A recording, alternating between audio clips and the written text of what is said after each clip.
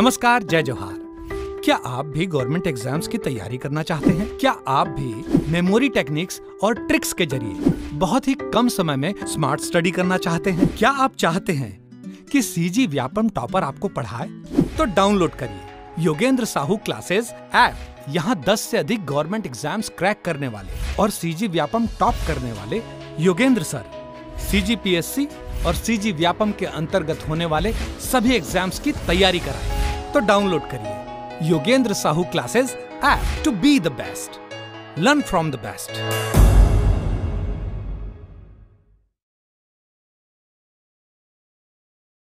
कोई भी सपना साकार करने के लिए सबसे जरूरी है सही कोच का होना। चुनिए Yogendra Sahu classes first rank को और करे अपने सीजी व्यापम सीजीपीएससी का सपना साकार। Download the app now. नमस्कार दोस्तों, स्वागत है आपका योगेंद्र साहू ऑनलाइन क्लासेस में। तो आज हम स्टार्ट करने जा रहे हैं पॉलिटी के एमसीक्यू। तो आज का हमारा पहला लेक्चर रहेगा संविधान के भाग के ऊपर। एमसीक्यू सॉल्व करने से पहले हम ये चर्चा कर लेते हैं कि संविधान में कुल कितने भाग हैं, किस भाग में किस विषय का प्रावधान है।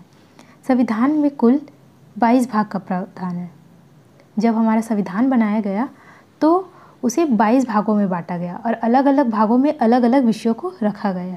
भाग 1 में है संघ और उसके राज्य क्षेत्र, वहीं भाग 2 में है नागरिकता का उल्लेख। इसे कैसे याद रखेंगे? नागरिकता 2 प्रकार से हो सकती है, एक राज्य की, एक देश की। हालांकि हमारे भारत में एकल नागरिकता ही लागू है। ये बस याद रखने के लिए है कि नागरिकता 2 प्रकार से हो सकती है। वहीं भाग 3 में है मौलिक अधिकार। क्या? मौलिक अधिकार। इसे कैसे याद रखेंगे? जैसे हम बोलते हैं ना, हमें तीनों लोगों पर अपना अधिकार जमाना है, तो वहीं से याद रख सकते हैं भाग 3 में क्या है? मौलिक अधिकार। वहीं भाग 4 में है राज्य के नीति निर्देशक तत्व, directive principle of state policy. इसे हम कैसे लिखेंगे? डीपीएसपी। 4 लेटर का है तो याद रख सकते हैं भाग 4 में क्या है? डीपीएसपी। जब हमको मौलिक अधिकार मिले, राज्य को नीति निर्देशक मिले, तो कुछ कर्तव्य भी होंगे। तो मौलिक कर्तव्य को कहाँ रखा गया? भाग 4A में। ठीक, भाग 4A में। भाग 5 में क्या है? केंद्र सरकार। जब भाग 5 में केंद्र सरकार है तो भाग 6 में क्या होगा? राज्य सरकार ना। ठीक, भाग 7 अभी निरस्त है। भाग 8 में है यूटी, यूनियन टेरिटरी। 5 में केंद्र, 6 में राज्य, 8 में क्या? Union territory. भाग 9 में है पंचायती राज। बोलते रहते ना ज़्यादा 9-5 मत कर, तो वहाँ से याद रख सकते हैं 9 में, भाग 9 में क्या है? पंचायती राज। ठीक, और एक महत्वपूर्ण भाग है भाग 15। भाग 15 में क्या है? निर्वाचन आयोग का उल्लेख भाग 15 में दिया गया है। भाग 16 में है कुछ वर्गों के लिए विशेष उपबंध। ठीक, भाग 17 में है राजभाषा। भाषा यानी जो हम बोलते हैं। ठीक, अलग अलग प्रकार की भाषा। तो भाषा भाग 17 में है। इसे कैसे याद रखेंगे? भाषा, अगर कुछ अच्छा बोल रहे हैं तो अच्छा है, लेकिन अगर वही हम कुछ उल्टा बोल देते हैं तो वो हमारे लिए खतरा बन जाता है। तो 17 से खतरा। भाषा, राजभाषा कहाँ है? 17 में है, भाग 17 में है। भाग 18 में है आपात उपबंध। जब हम 18 साल की उम्र में पहुंच जाते हैं तो कुछ आपात हम पर लग भी जाते हैं और कुछ हट भी जाते हैं, तो वहाँ से याद रख लेंगे। भाग 18 में क्या है? आपात उपबंध। भाग 20 में है संविधान संशोधन।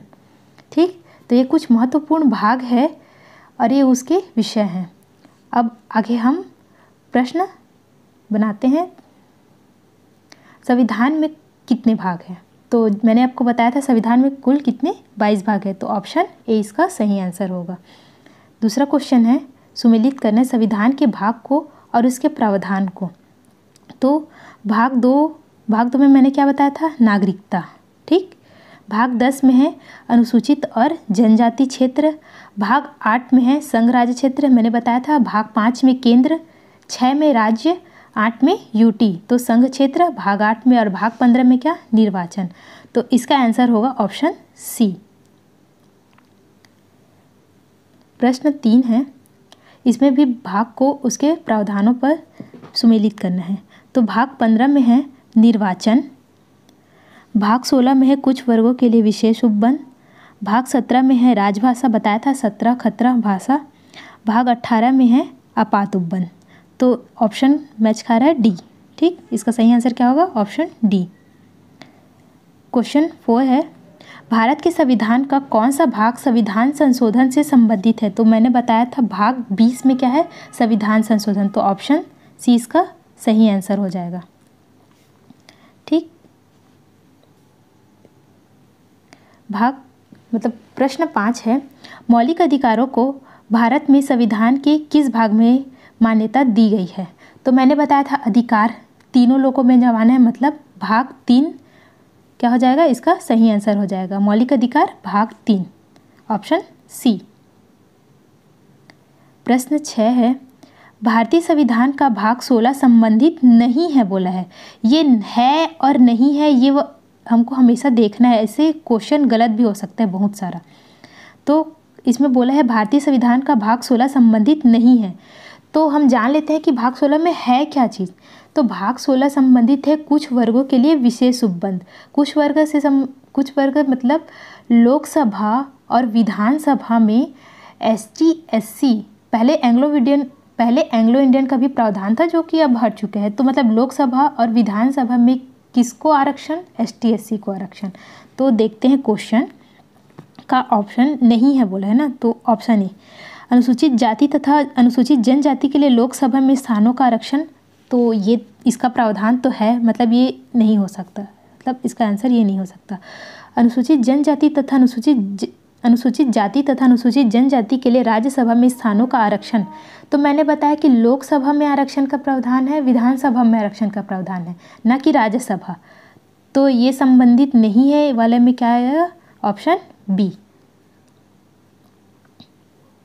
अगला प्रश्न देखते हैं, संविधान के भाग 5 में वर्णित है। तो मैंने भाग 5 में बताया था केंद्र सरकार, तो संघ की कार्यपालिका, संघ केंद्र ये एक ही है। ठीक, अगला क्वेश्चन है, भारतीय संविधान में शामिल है। तो भारतीय संविधान में कितने अनुच्छेद, कितने भाग व कितनी अनुसूचियाँ है, इसके बारे में हमको बताना है। तो हमने शुरू में ही पढ़ा था भाग कितने हैं, 22। तो ऑप्शन में देखो सिर्फ एक ही ऑप्शन में भाग 22 है। तो अगर हमको अनुच्छेद और अनुसूचियों के बारे में अगर जानकारी नहीं है तो भी ये हमारा प्रश्न बन सकता है। कैसे, एक ही ऑप्शन में दिया है भाग 22, तो कितने अनुच्छेद है, 395 अनुच्छेद, 22 भाग और 22 सूचियाँ। अगला प्रश्न है, निम्नलिखित युग्मों में से कौन सा एक विषय सुमेलित नहीं है? सुमेलित नहीं है बोला है, तो ये है और नहीं है, इसको हमेशा अंडरलाइन कर लेंगे ताकि हमारा प्रश्न हम गलत ना हो। ठीक, तो भाग 2 में नागरिकता, ये तो हमने पढ़ा था, मतलब ये सुमेलित है। भाग 3 में अधिकार, ये भी सुमेलित है। भाग 4 में नीति निर्देशक तत्व DPSP, ये भी सुमेलित है। तो भाग 5 मूल कर्तव्य, नहीं, ये सुमेलित नहीं है। मूल कर्तव्य कहाँ दिया था, 4A में। तो इसका सही आंसर क्या होगा, ऑप्शन डी। अगला प्रश्न है, भारतीय संविधान के किस भाग में 3 सोपान में पंचायतें बनाने की परिकल्पना की गई है? पंचायत मैंने बताया था ज़्यादा 9-5 मत कर, मतलब भाग 9 में क्या है, पंचायत है। तो इसका सही आंसर क्या होगा, ऑप्शन ए, भाग 9 में पंचायत की परिकल्पना की गई है।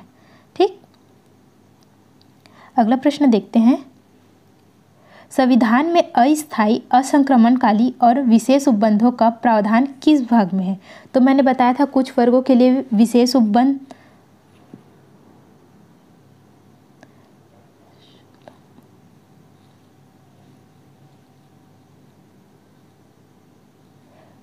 विशेष उपबंधों का प्रावधान किस भाग में है? तो इसका ऑप्शन होगा भाग 21। भाग 21 में वर्णित क्या है, अस्थायी, असंक्रमणकालीन और विशेष उपबंधों का प्रावधान, भाग 21। तो इसका ऑप्शन होगा सी।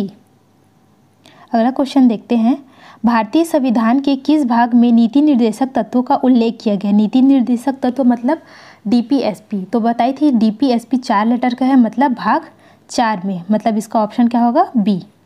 ठीक, अगला क्वेश्चन देखते हैं, भारत के केंद्र शासित प्रदेशों को संविधान के किस भाग में सम्मिलित किया गया है? केंद्र शासित प्रदेश मतलब यूनियन टेरिटरी। तो मैंने बताया था भाग 5 में क्या दिया था, भाग 5 में दिया था केंद्र, 6 में राज्य, 7 निरस्त है, 8 में क्या है, UT। तो भाग 8 मतलब ऑप्शन बी।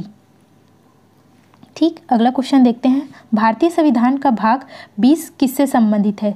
तो 20 में क्या है? संविधान संशोधन है, तो ऑप्शन डी इसका राइट आंसर हो जाएगा। अगला प्रश्न देखते हैं। निम्नलिखित में से कौन सा सही सुमेलित नहीं है बोला है? नहीं है बोला है, ठीक।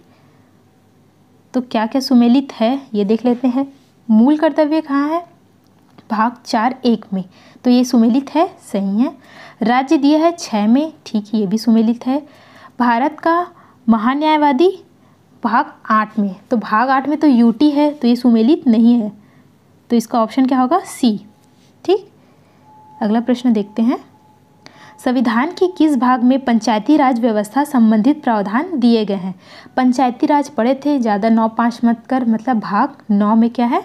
पंचायती राज, ऑप्शन ए, ठीक। अगला क्वेश्चन देखते हैं। अंतिम प्रश्न, संविधान के किस भाग में पंचायती राज व्यवस्था के प्रावधान का उल्लेख है? तो ये अभी ही पढ़े हमने कि भाग 9 में क्या है? पंचायती राज व्यवस्था।